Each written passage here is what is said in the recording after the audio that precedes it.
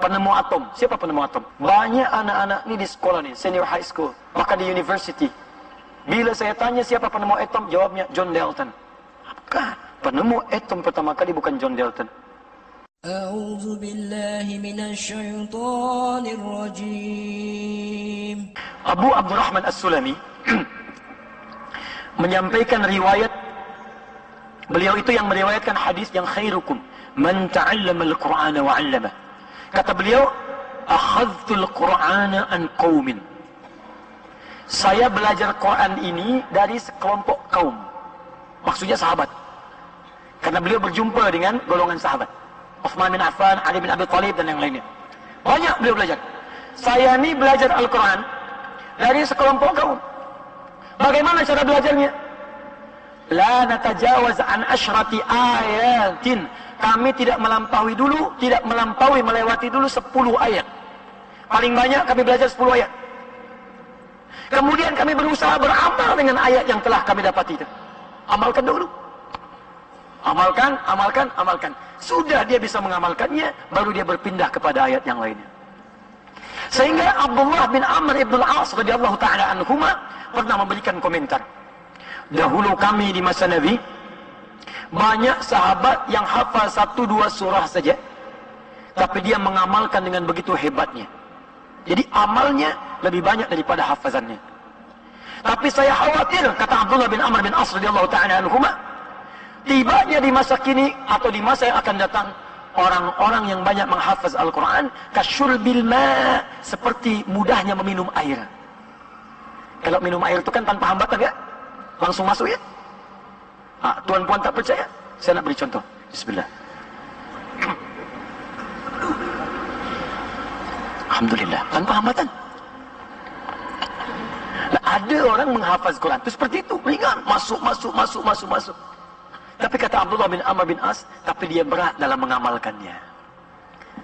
Jadi pedoman Quran ini tak nampak dalam hidup. Ayat berbisnis, etika bisnis, tak ada dalam kehidupan. Yang ada penghafalnya saja. Ya hafaz, wailul lil mutaffifin, celaka bagi orang yang curang, tapi curang pula. Dia hafaz wailul lil mukadzibin, celaka bagi para pendusta, dusta pula. Dia hafaz la yasqa min qaum, jangan saling mencela pula. Jadi hafaz ayatnya, tapi tak ada petunjuknya dalam hidup. Qul lil mu'minina yaghuddu min absarihim. Katakan bagi pria-pria yang punya iman, maka pandangannya jaga. Ini yang boleh ditatap, ini yang tak boleh. Hafaz ayatnya, tapi semua ditatap saja. Ya. Bahkan kalau keliru pun kata Allah, cepat istighfar. Wasari'u ila maghfirah, cepat istighfar. Anda lewat ni atau kemudian melihat di handphonenya ada gambar-gambar yang tak seronok, tak pantas, Anda lihat. Orang beriman kalau masih ada iman, kata Allah, dia akan palingkan. Dan saat berpaling tu, dia ucapkan istighfar. Astagfirullah. Pindah dia. Itu kalau masih ada iman. Dan antara ucapan dengan berpaling tu sama. Ada yang terlambat. Jangan lisan berucap tapi wajah tak berpaling. Astagfirullah. Dosa ni. Coba lihat cik tu lihat. Astagfirullah. Nah, inilah yang dapat tu. Kita bicara yang kecil-kecil dulu ni. Belum bicara yang tinggi-tinggi. Orang dulu begitu. Dia belajar Quran dulu, solat dulu yang baik, dan dahsyatnya keluarlah tuntunan dari Al-Quran itu bagi hidupnya. Ibn Sina, Al-Kindi, Al-Farabi, Al-Ghazali, Al-Khawarizmi, semua menghafaz Quran. Ibn Sina kecil dia sudah menghafaz Quran. Dan dia menemukan bimbingan dari situ bagaimana mendapatkan teori-teori kedokteran secara otodidak sendiri dia. Ya, by himself. Yang dahsyat, saya nak berikan contoh. Semua yang terjadi di zaman jahiliyah, ketika turun Al-Quran, maka semuanya berubah diarahkan kepada yang baik. Contoh pertama, Quran surah ke-26 itu mengisahkan tentang para penyair, syuara, pemuzik. Itu orang-orang jahiliyah pandai bermusik, pandai bikin syair. Bait-bait mereka luar biasa. Ini saking hebatnya mereka melihat apapun jadi syair, tuan. Melihat apapun jadi puisi, puan. Apapun yang dilihat. Imrul Qais pernah jalan di sebuah lembah. Ada orang yang sedang melamun tengok ke lembah itu. Seketika dia bikin syair. Kifa nabki min dhikra habibin wa manzili bisaqtili wa bainad dakhuli fahawmali. Al-Asma'i di kemudian hari Dia melihat burung bulbul lompat-lompat di atas pohon. Di bawahnya ada sungai. Bunga-bunganya begitu indah. Seketika dia bikin sihir.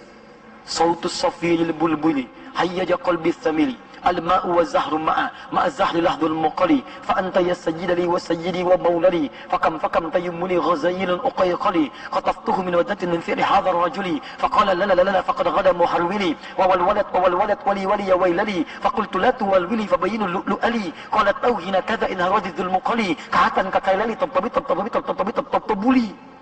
Coba diulangi. Itu orang dulu begitu. Melihat dia bikin syair. Nabi pulang dari perang Tabuk, langsung keluar kalimatnya. Tala'al badru alaina min thaniyatil wada'i wajaba syukru alaina mada'adin lahi da'i. Itu seketika saja. Seketika. Berkembang kemudian jadi pengetahuan, jadi ilmu. Ilmunya disebut dengan arud namanya. Punya rumus, formulanya disebut bahar namanya. Ada 16 formula. Ada tawil. Formulanya tawilun nahudun al-bukhuri fadailu fa'ulun mafa'ilun fa'ulun mafa'ilun. Ada rajas, mustaf'ilun mustaf'ilun. Tahukah tuan-puan semua, ketika datang risalah Al-Quran itu merubah kebiasaan orang-orang yang biasa bersyair tanpa makna. Tak ada maknanya. Hanya bolak-balik keliling lembah cari inspiration. Tak ada maknanya. Sampai diabadikan dalam Quran surah ke-26 tu dengan namanya para penyair Asy-Syu'ara ayat 224. Lalu diperbaiki oleh Al-Quran sampai muncul ayat 227-nya. Wasyu'ara'u yattabi'uhumul ghawun alam tara annahum fi kulli wadin yahimun wa annahum yaquluna ma la yaf'alun. Apakah tuan-puan pernah dengar kisah tentang para penyair di masa jahiliyah yang bolak-balik keliling lembah dengan orang-orang yang tersesat? Tak ada maknanya dalam kehidupan. Mereka cuma melamun saja cari inspiration, tapi tak ada makna.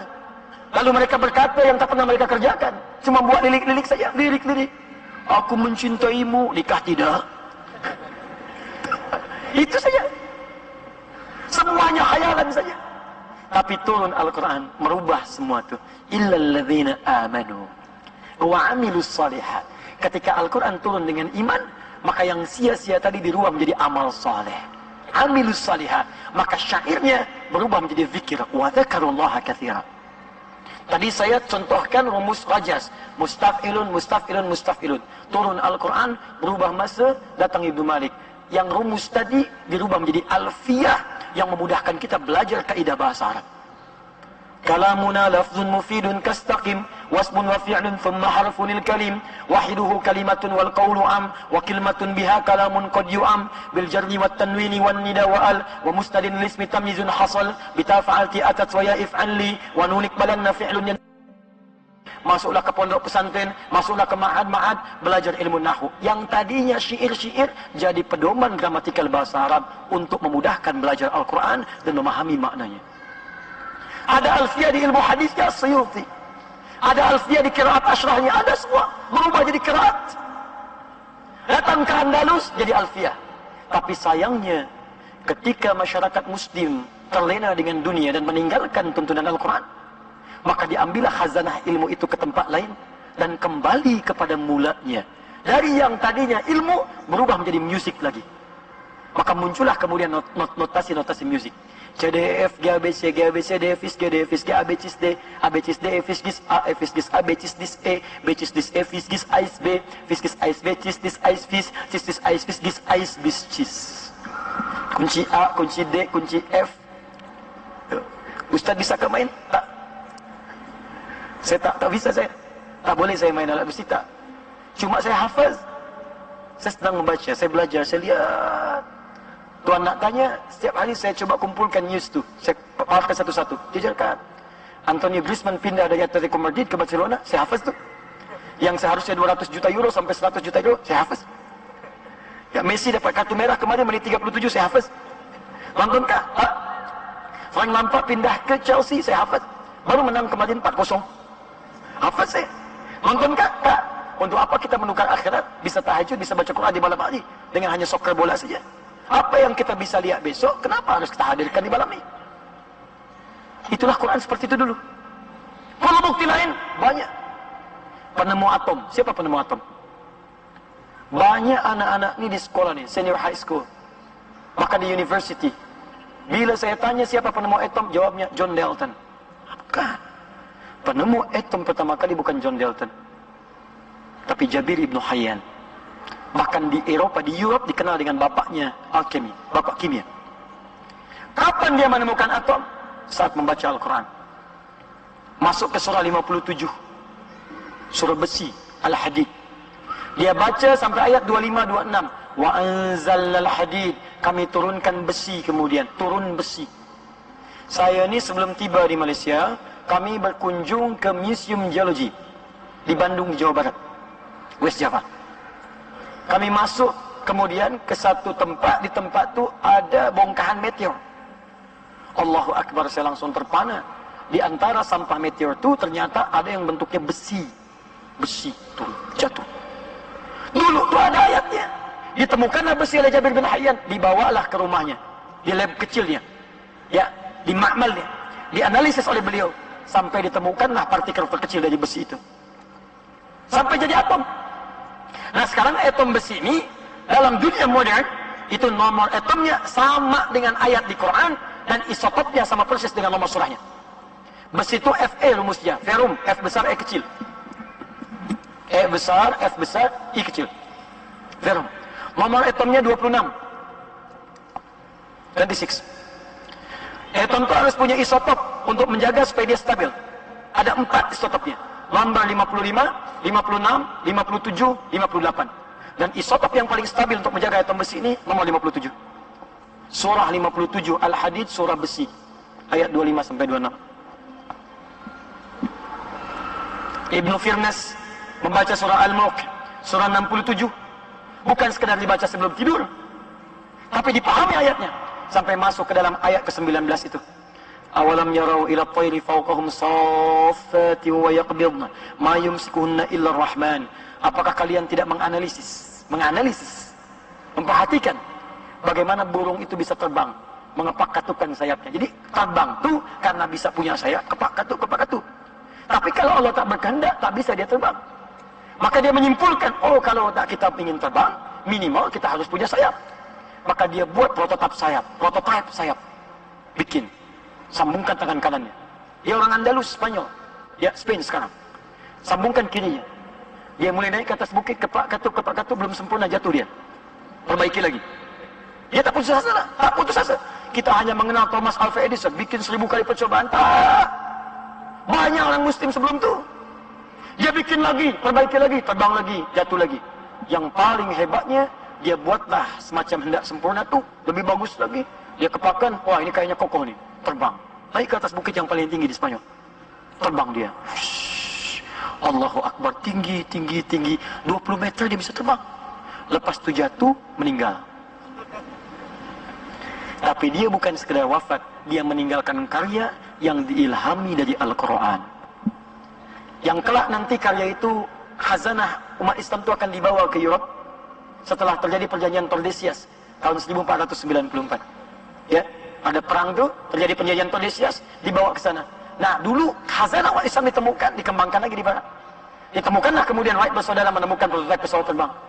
Sampai kemudian ada retakan di atasnya, crack. Setiap pesawat jatuh. Siapa yang menemukan teori crack itu, Mr. Crack? Seorang bukan orang Arab, bukan orang Amerika, bukan orang Jepun, tapi rumpun kita di Melayu, dari Pare-Pare, yang Profesor Dr. Engineer Baharudin Yusuf Habibie, ya, Presiden Indonesia nomor ketiga itu. Beliau yang memulainya kemudian sampai dikenal dengan Mr. Crack. Tapi tak banyak orang tahu siapa beliau tu. Beliau dididik oleh orang tuanya macam Imam An-Nawawi dididik orang tuanya, sehingga dia cinta dengan pengetahuan. Tak pernah mau dia keluar bermain. Jadi kalau dia bermain lewat pintu depan, dia masuk lagi lewat pintu belakang. Sama dengan Imam An-Nawawi, bawa kitab, suruh bermain. Orang bermain, dia baca kitab. Rajin sholat malamnya, rajin baca Qurannya. Nah itulah. Jadi semua orang dulu tuh, dia keluarkan tuntunan Al-Quran, dia bawa dalam kehidupan. Inilah manhaj hidup yang seharusnya kita keluarkan dalam hidup.